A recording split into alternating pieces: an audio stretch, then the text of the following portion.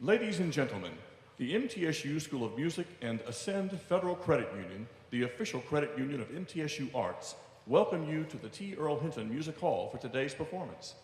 In the event of a fire or similar emergency, please use the exits located to the right and the left of the hall. Smoking is not allowed on campus or in the building. For the mutual benefit of our performers and guests today, we ask that you please abide by the following. Silence all cell phones and similar electronic devices, refrain from text messaging and from using laptop computers, and finally, please wait until the end of a selection to enter or leave the hall or to take flash photography. Thank you for your cooperation, and we hope you enjoy today's performance.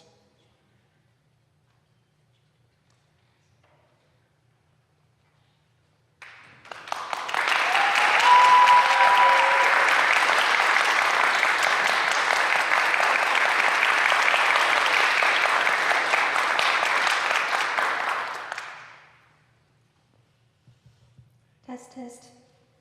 Thank you guys so much for coming to the senior lecture recital. My name is Langley Buck, and I am a senior here at MTSU, graduating with a Bachelor of Arts in Music. This lecture recital is one of many choices for the BA capstone. I could have done a full performance recital, music composition, thesis, or more. This lecture recital is the culmination of my education at MTSU. I've taken applied piano lessons for 8 semesters, but my mom knew from the time I was 12, and Dr. Coe knew from the first semester together, I wasn't going to put in the practice hours to be a performance major. Music theory, history, and conducting were a huge part of my education. I willingly took counterpoint to fulfill a credit. I took an amazing study abroad program to Vienna and found my passion in conducting in this past year. Sharing the contexts of performances has made sense for my final project, since so much of my education focused on the stories and lives of composers. I will lecture for a little over half of the performance, and the rest will be live music examples. I'm super glad I can share this music with you all today. This senior lecture recital examines the lives and works of 6 female composers spanning the 12th to the 20th centuries, with the aim of tracing the evolving role of women in the field of music composition. Each composer talked about today lived in distinct historical contexts, yet they are united by a shared challenge of exploring a musical career within a profession historically dominated by men. I will lecture on the biographies and musical identities of each composer before sharing a live performance of their music. The origins of this project came about in my freshman year when Dr. Coe, my piano professor at MTSU, assigned me music written by Clara Schumann. I realized I had rarely played music written by women, and I felt more connected to her musicality due to our shared experiences as women. Throughout my college education in music history, theory, applied lessons, and conducting, I have had the opportunity to study the role of women in Western music and have become passionate about playing music written by women. I'm glad I have the opportunity to share the music of women throughout the musical eras and explain their stories. Today, I will explain the challenges and contributions of women composers from medieval to modern periods, the social and historical contexts that shape their work, particularly the limited opportunities for women to study music publicly. The importance of recognizing the contributions of these women as a way to expand the canon of Western classical music. I also suggest the performance of their pieces is central to the discussion as it highlights their innovative musical styles and ideas and brings forth their unique musical identities to the table. Finally, I will tie history back into the status quo of female composers by recognizing the continued need to uplift and perform music written by women. Our first composer of the medieval era is Hildegard von Bingen. Hildegard von Bingen, a Benedictine abbess from the 12th century, lived in a time when women were not generally involved in intellectual or creative pursuits. Despite these limitations, Hildegard's status within her convent and connection to the church allowed her to compose and share her music. Her music is unique, not only for its beauty, but because it was inspired by her visions and religious experiences. Around the age of 50, she experienced a spiritual awakening, and in her own words, was filled with the Holy Spirit. She used this awakening as a way to share music that was not only connected to humans, but inherently connected to God. Hildegard's music reflects her visionary religious experiences, which were key to her work. She is a fantastic composer, but also theologian. Her writings on women in the Bible were uncommonly potent with pro-female ideologies. Her frequent references to Eve, the Virgin Mary, Saint Ursula, and other significant Judeo-Christian women underscore her deep commitment to advocating for women's importance in both spiritual and societal contexts. Her compositions, written in Latin, typically served religious functions, such as liturgical chants. Her style blends Gregorian chant with innovation, such as using wider melodic intervals and creating more dramatic shifts in pitch. Her lines are often melismatic, where several notes are sung on one syllable of text. Aer Enim from Saint Ursula and her companions is the piece we will hear today. This piece is a prime example of her style. The modal nature shows the ancient roots of Gregorian chant, but the melismatic and soaring melody are innovative for the 1100s. The lyrics read, quote, "For the air is fleet to function with all creatures, while the firmament sustains it, the air fed by its energy," end quote. We will now hear select SOAL chorale members, directed by myself, performing Hildegard von Bingen's chant, Aer Enim.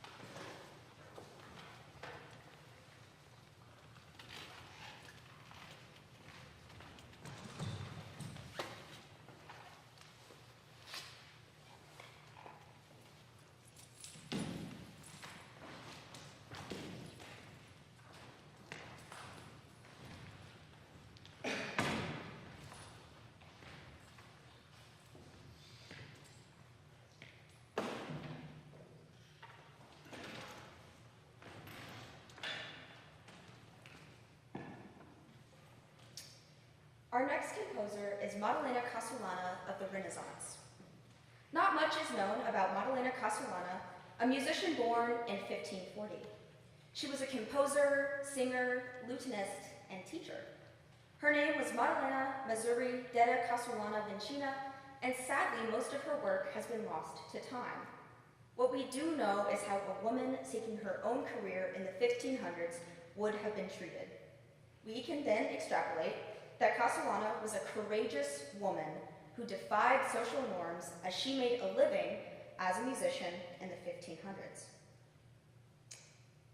As the first woman ever to have her own music published, she was able to navigate the male-dominated music world, though she still faced barriers due to her gender. Women were still expected to be watched over by their male relatives, and Casulana was an extremely rare example of a woman who made not only a career, but a career out of music teaching, performing, and composition. Her work reflected the growing humanist ideals of the Renaissance, where more women were involved in artistic pursuits. Women before her would have only had the opportunity to be educated in religious contexts, like Hildegard, but Casulana was one of the first women to lead the charge towards secular music education. Casulana's madrigals blend expressive text settings with sophisticated contrapuntal and counterpoint structures. Her music is unique and innovative. She introduced new harmonic textures and emotional depth to the madrigal, which was a popular genre of the time. Her works were influenced by the ideas of the humanist movement, which celebrated emotional expression, individual voice, and a move towards secular ideologies.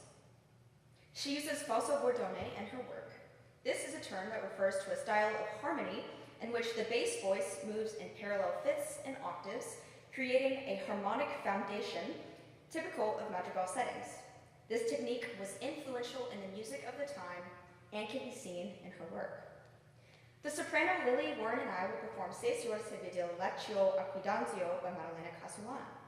This piece was first published in 1566 and was originally a madrigal for 4 voices. Today, however, we will perform an aria arrangement featuring just the soprano line of the madrigal and the harpsichord, an instrument dating back to her time. The use of dissonance in text painting, a musical technique in which music reflects the meaning of the lyrics, is central to the piece. The rising and falling of intervals correspond to the emotional shifts in the text, showcasing Casulana's mastery and emotional depth in word painting.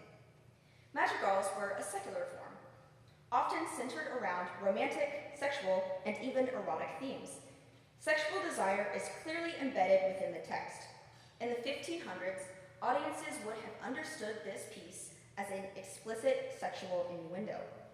Maddalena was not only the first woman to publish music, but she also, controversially, wrote in a style marked by casual sensualism.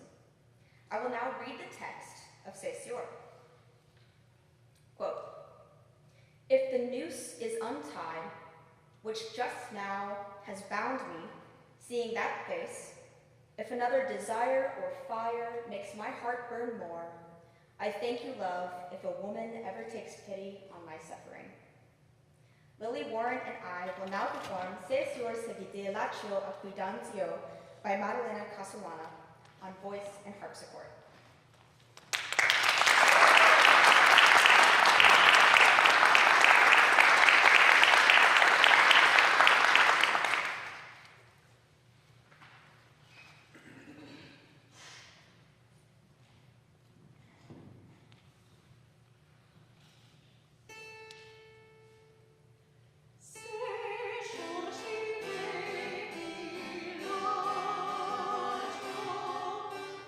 Qui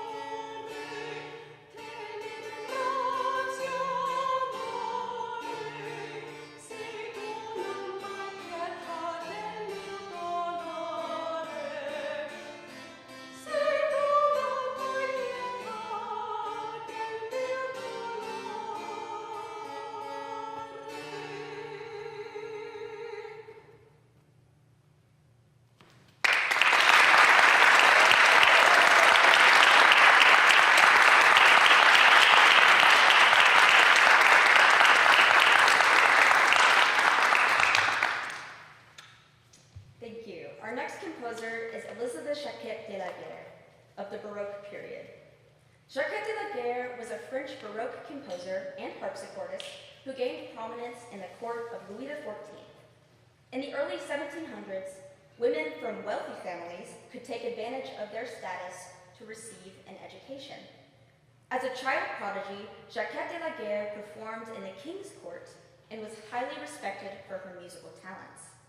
She navigated the male-dominated court, creating a lasting reputation as a composer, although her compositions were largely for a private or court audience. A journalist of the time, Edouard Toutain de Toulet, praised her talents, stating, quote, "One can say that never has a person of her sex had such great talents as she did for musical composition and for the admirable manner in which she performed on harpsichord and organ." End quote.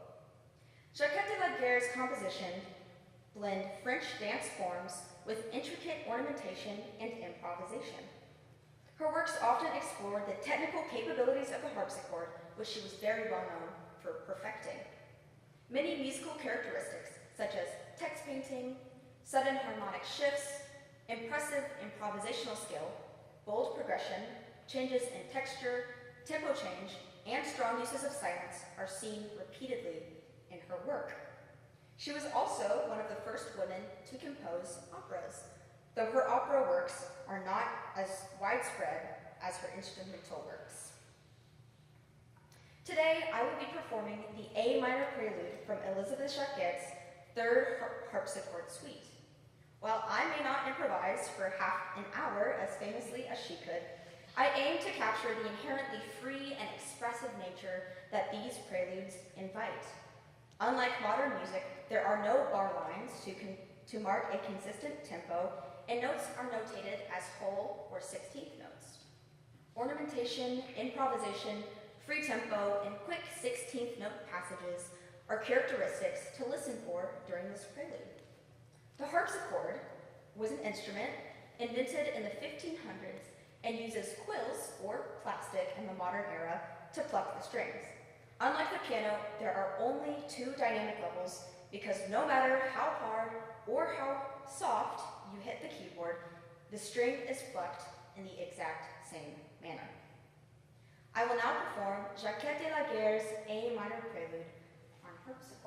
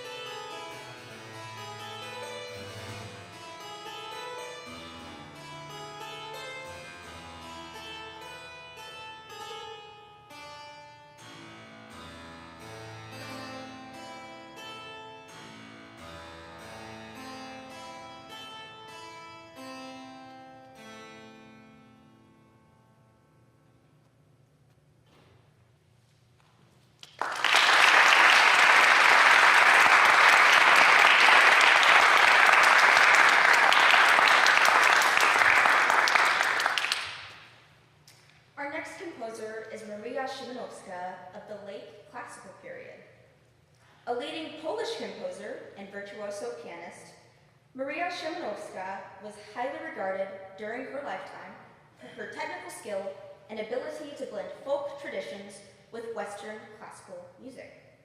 She was famous in her day and toured playing solo piano works, capturing the awe of audiences all around Europe. Although in modern times, her works are often looked over and very underperformed. She was primarily a pianist. Composer-pianists were very common in the late classical and romantic period. Music was something women could enjoy and even participate in, but being a composer or performer was not considered a socially acceptable career. Women were encouraged and expected to play the piano in the 1800s because it was thought to make them better marriage candidates, but it was heavily looked down upon to take that skill into a public performance hall. Szymanowska's compositions are known for their virtuosic piano techniques and emotional depth. Because of her career as a pianist, much of her work is written for solo piano. Szymanowska used common pre-romantic techniques in her compositional style. Folk melodies, right-hand exercise-like passages, and ornamentation are all frequently seen in her piano works. She used techniques like a repeated bass line arpeggio with a long melodic line and a treble.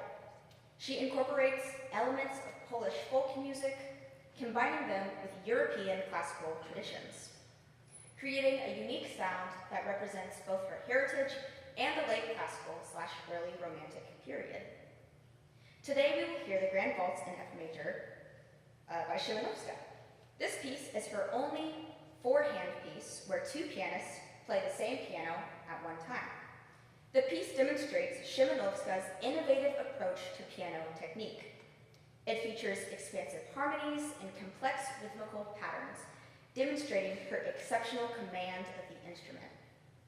James Garcia and Victoria Huffman will now play Maria Szymanowska's Grand Valse in F major for piano four hands.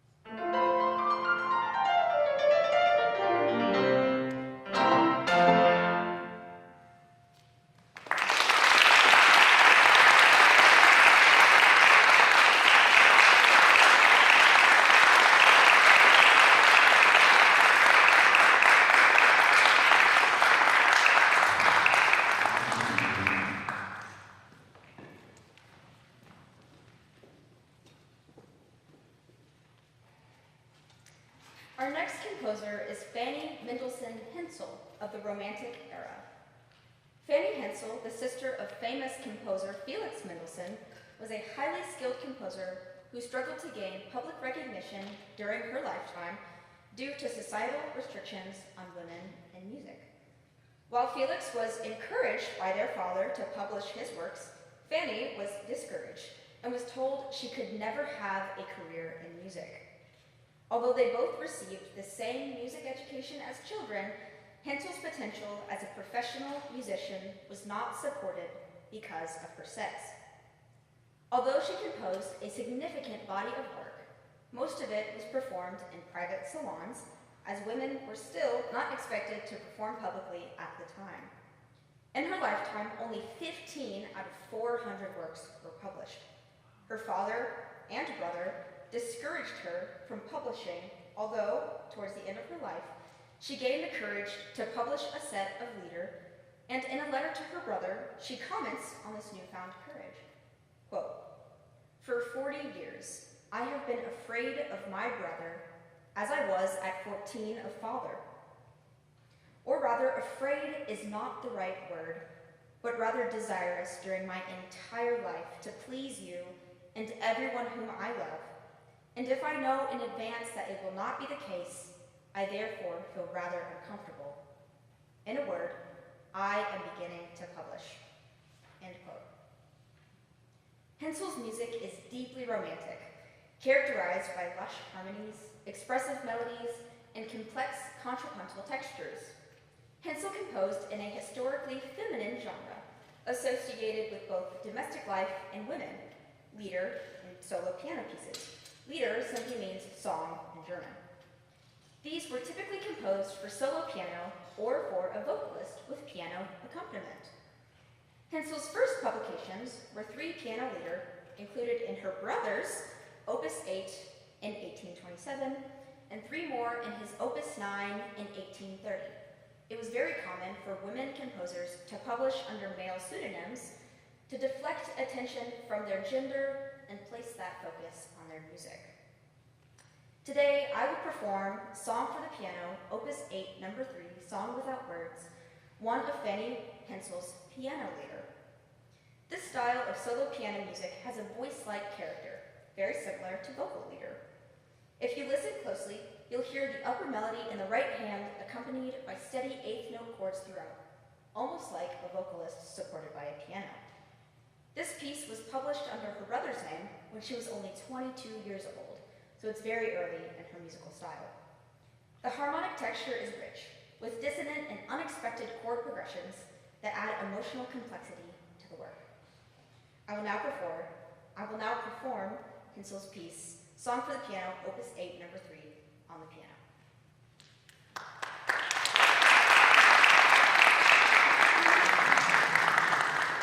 You'll find it.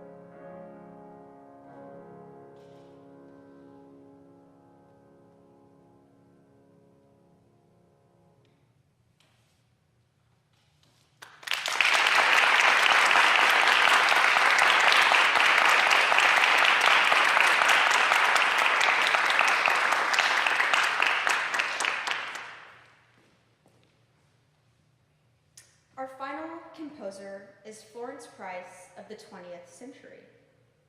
Florence Price was a composer and pianist who faced both gender and racial-based barriers. A professional female composer in the early 1900s was a rarity. Men still dominated the composition space, and women were often not given the same educational, professional, or performance opportunities as their male counterparts. It is no surprise, however, that this next composer faced even greater obstacles in her professional life than simply being a woman. Florence Price was an African-American woman working at the height of Jim Crow. Despite these challenges, she became the first African-American woman to have her music performed by a major symphony orchestra. She was very highly educated.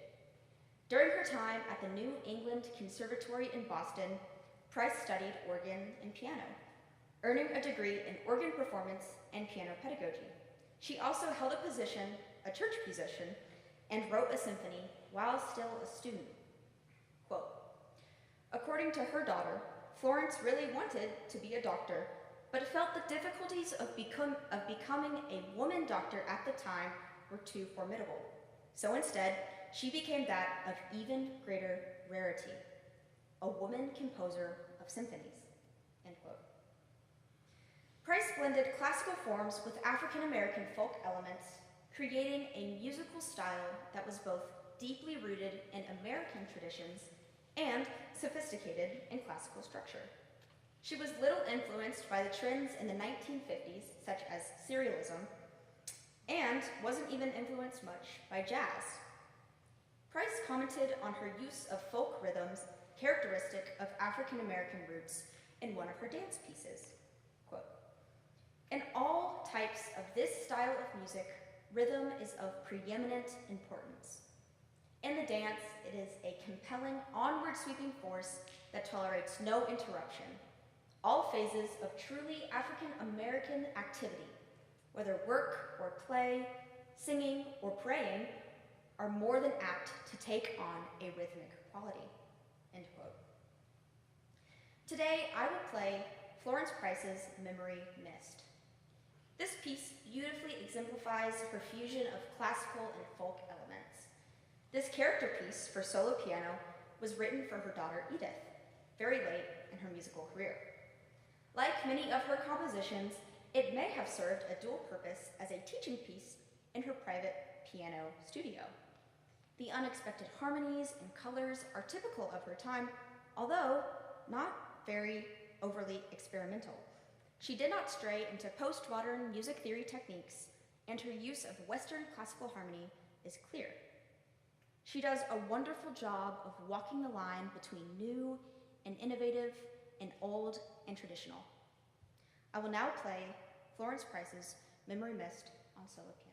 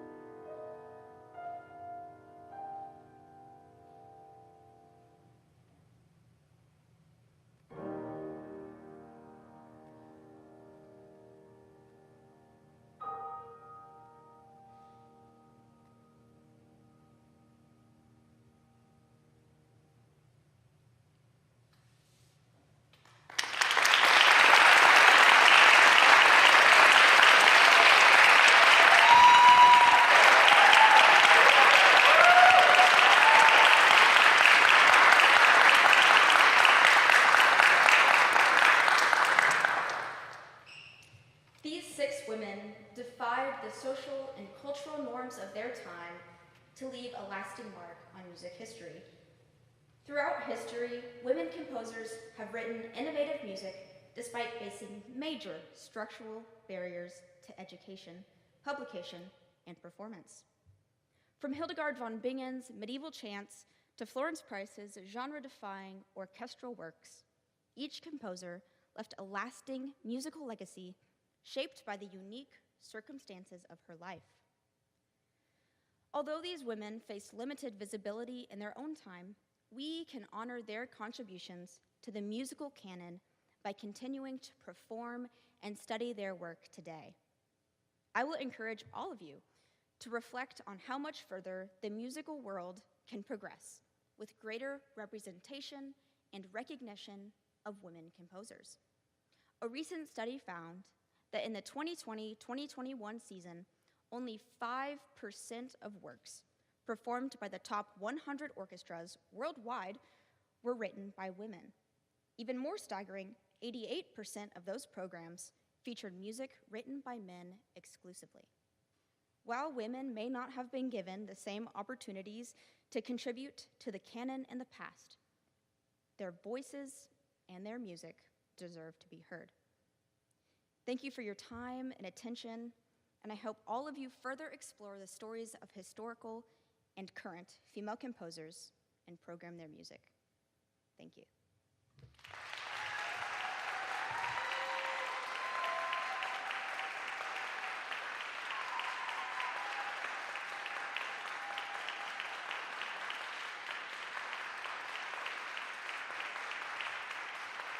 Thank you.